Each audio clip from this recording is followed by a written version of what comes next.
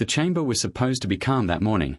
Another political debate, another round of words echoing through polished walls. Cameras rolled. The hum of whispers died down as Chairman Mike Johnson adjusted his microphone. Across from him sat Representative Jasmine Crockett, her posture unbothered, her eyes sharp enough to cut through tension. "Mike Johnson, let's get something straight, Representative Crockett," he began, his tone crisp. "We are not here to make a scene. We are here to talk about accountability, about your comments last week that undermine the integrity of this institution." The air shifted.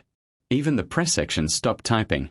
"Jasmine Crockett, accountability, Mr. Chairman," she said, her tone dripping with calm sarcasm. "You're talking about accountability in this room." Her words floated across the chamber like a quiet challenge. Mike leaned forward. "Yes, Ms. Crockett. And I'd appreciate if you didn't turn this hearing into another one of your viral speeches." There it was, the first jab. A few aides exchanged looks. Cameras zoomed in.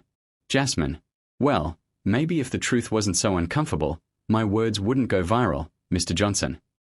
A ripple of reaction spread. Muffled laughs, raised brows. Mike tried to maintain composure. He shuffled a stack of papers. "You've accused senior members of hypocrisy, of bending justice to fit their narrative. Are you prepared to back that claim?" Jasmine crossed her arms. "Oh, I'm always prepared. The question is, are you prepared for the truth that comes with it?" The tension was electric. Even through the broadcast, viewers could feel it. Thousands tuned in live, not realizing they were about to witness the moment that would break the internet. The room was silent except for the buzz of cameras. Mike adjusted his tie. He'd been in dozens of hearings, but this one felt different. He could feel Jasmine's calm confidence, like she already knew how this would end. "Representative Crockett," he said, "I've reviewed your statements regarding the misuse of committee power. You've accused several individuals, without solid evidence, of twisting the Constitution. Those are serious allegations." Jasmine tilted her head slightly. "You want evidence? Fine." She pulled out a small folder from her desk, slid it toward the clerk. "Let's start with the correspondence from last month, when a senior aide from your office tried to suppress testimony." Mike froze. A quiet gasp escaped from someone in the press row. "You're suggesting," he began, but Jasmine interrupted softly. "I'm not suggesting, Mr. Chairman. I'm stating. You can check the timestamps. You can check the digital trail. It's all there." The room buzzed again. Journalists typed furiously.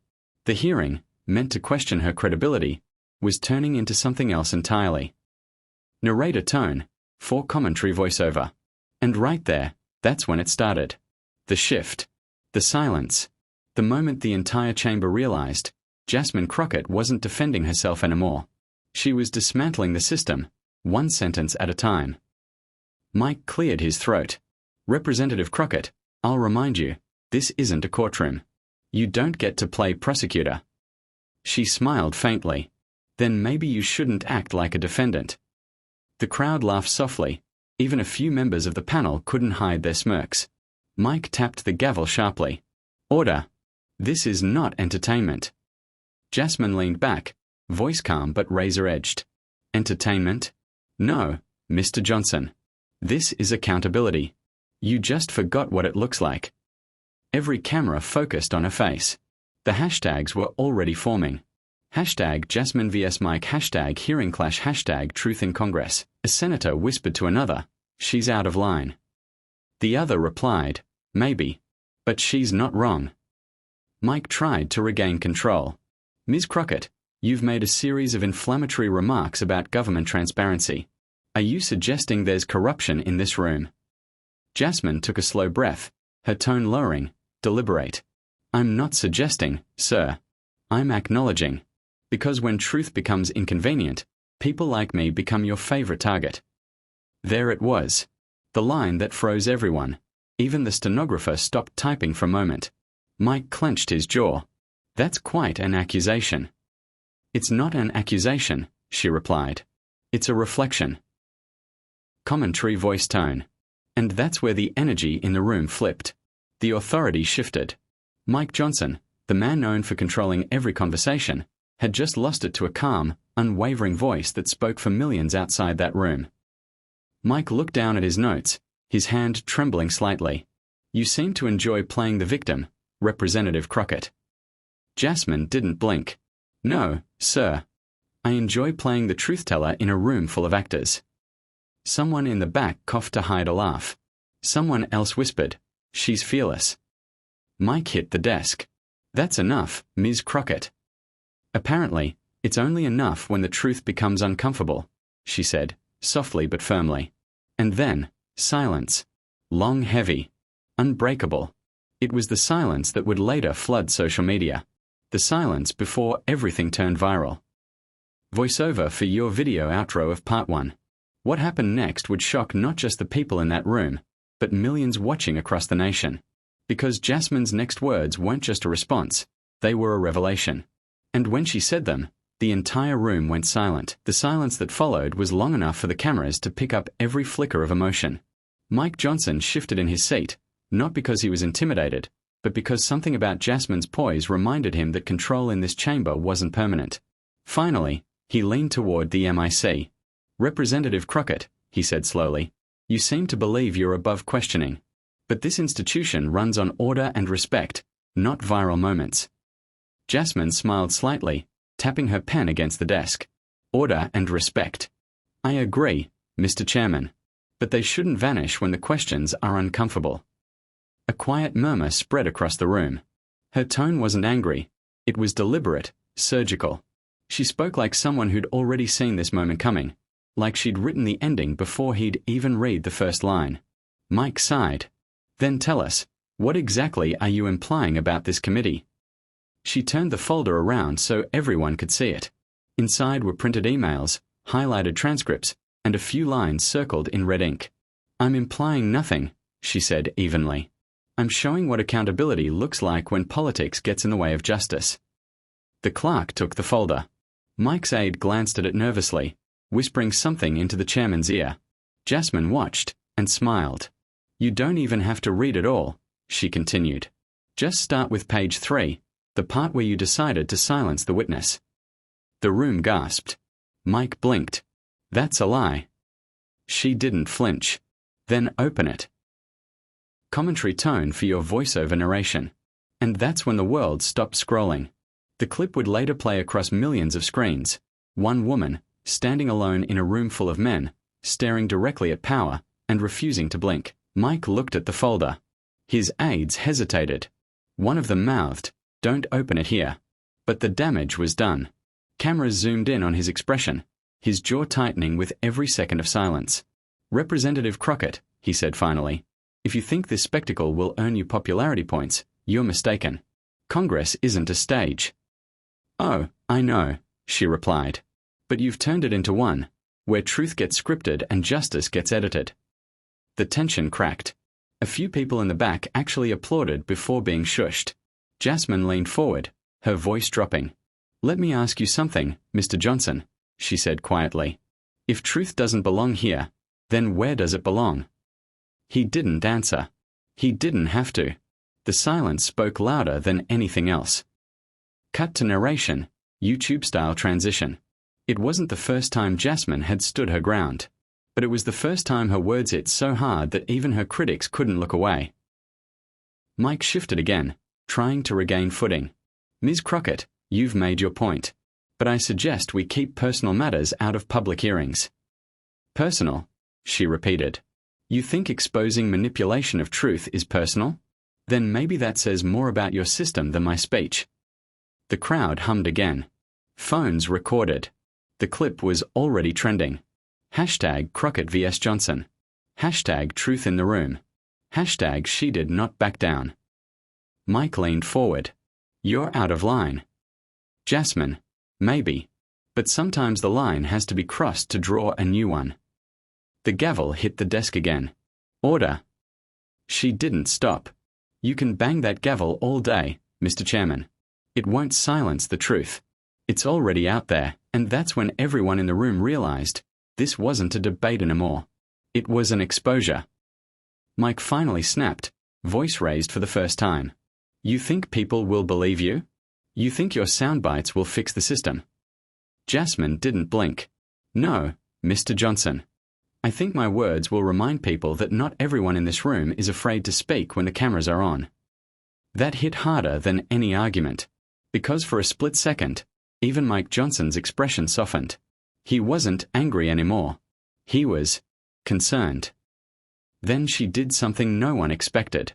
She leaned back, picked up her water, and said quietly into the mic, "One day, this footage will replay in history lessons, not because of who spoke louder, but because of who refused to stay silent." The entire hearing froze. The reporters didn't type. The security guards didn't move. That was the moment the room went silent. Commentary outrow for part 2. By the time Jasmine finished speaking, the internet had already crowned her the voice of accountability. But the real storm was only beginning, because what she revealed next would tear the conversation wide open. When the camera stopped flashing and the gavel rested, the silence in the hall felt different, heavier, like the air itself was waiting. Mike Johnson leaned back, whispering something to his aide, but Jasmine Crockett didn't move. Her eyes were fixed on him, calm, steady, and unshaken. Finally, Mike broke the silence. "Representative Crockett," he said, "whatever you think you found, this is not the place for theatrics." Jasmine smiled faintly. "You're right, Mr. Johnson. It's not the place for theatrics. It's the place for truth. But you made it into a show long before I did." She opened her folder again and pulled out a second set of documents, stapled, marked, and sealed with the committee's insignia. "Let me read something," she said, her voice level but sharp enough to slice through the noise. "It's from an internal memo dated 3 weeks before this hearing. It says..." She paused, letting the suspense hang. Any evidence contradicting the chairman's prior statement must be withheld pending review. The audience gasped. Someone whispered, "She didn't just say that." Mike sat straighter, his jaw locked. "Where did you get that?" "From the same place truth always hides," she replied. "In the files nobody wants the public to see." And that's when everything changed. What started as a heated debate was about to explode into a revelation that no one, not even the chairman, saw coming. Mike raised his hand. "That's classified internal correspondence. You had no authorization." Jasmine cut him off, voice steady. "When truth is labeled classified, that's when democracy starts to die." Her words hit like thunder. Even the stenographer paused. Reporters were already typing. Tweets were flying. Hashtag Crockett Files was trending. Mike leaned closer to his mic, voice trembling slightly. "You're jeopardizing your position, Representative. Do you have any idea what you're doing?" "Yes," she said. "I'm doing what you should have done, telling the people what really happened." She held up one of the pages and began to read. On the 12th of last month, a witness was dismissed before testimony due to concerns of political sensitivity. That witness was prepared to confirm interference in. Mike slammed the gavel. "Stop reading that. This is not admissible." She didn't stop. Her voice grew stronger. "Prepared to confirm interference in committee oversight, involving members who publicly claimed neutrality." The crowd erupted. Half the room stood. The other half shouted over one another. The chairman's face flushed red. "You're out of order." Jasmine's reply came like lightning. "No, Mr. Johnson. You're out of accountability." The confrontation was no longer about politics. It was about exposure, and Jasmine had just ripped the curtain off. Mike stood up now, eyes burning. "I will have your statements stricken from the record." "Strike them if you want," she said. "But you can't strike them from the people's memory." The gallery cheered. Reporters shouted questions. Someone yelled, "Show the documents." Jasmine looked around, not for approval, but for clarity. She raised the folder one last time. "These aren't my words," she said. "They're yours. And they'll stay right here, in the public record, whether you like it or not." Mike turned to his aides, desperate for control. "Cut the feed. End this session." But it was too late. The footage had already gone live. Clips were being shared across every platform. Hundreds of thousands of viewers watching, re-watching, and quoting her last sentence. You can't silence what's already been heard. The decision to suppress testimony regarding committee interference was authorized under direct instruction from office, Chairperson MJ. Every head turned toward Mike Johnson. His initials. His signature. His order. The silence after that line could have broken glass. Then came the eruption, reporters shouting, flashes blinding, security stepping forward. Mike's voice cracked. "That's a forgery. You can't prove." Jasmine interrupted. "I can. Because this page wasn't leaked. It was sent to me, anonymously, from your own office." Gasps. Screams. Phones buzzing like hornets. Mike's face drained of color. Who sent it? Jasmine looked right at him. Someone who finally got tired of cleaning up your lies. And in that single sentence, someone who finally got tired of cleaning up your lies, the entire room shifted. The hunter had become the hunted. Mike stood up, trembling with anger. "You're finished, Crockett. This is career suicide." She closed the folder and replied with the calm of someone who had already made peace with the storm. "If speaking truth ends my career, then at least it'll end it clean." The audience erupted into applause. Security tried to restore order, but the momentum was gone. Cameras captured every second, every tremble in Mike's jaw, every ounce of control slipping from his hands. Hours later, the footage aired nationwide. Headlines exploded. Crockett confronts corruption. Committee chair implicated in suppression order. The last page heard around the country. Clips from her speech flooded social media.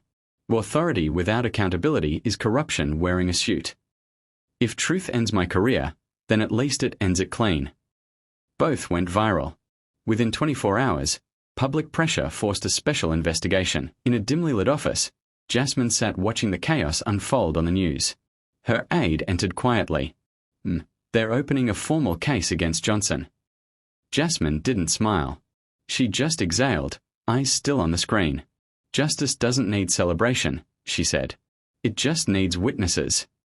And just like that, one voice, one moment of courage, turned an entire institution upside down. She didn't just win an argument. She reminded the world that truth, once spoken aloud, can never be silenced again. The screen fades to black.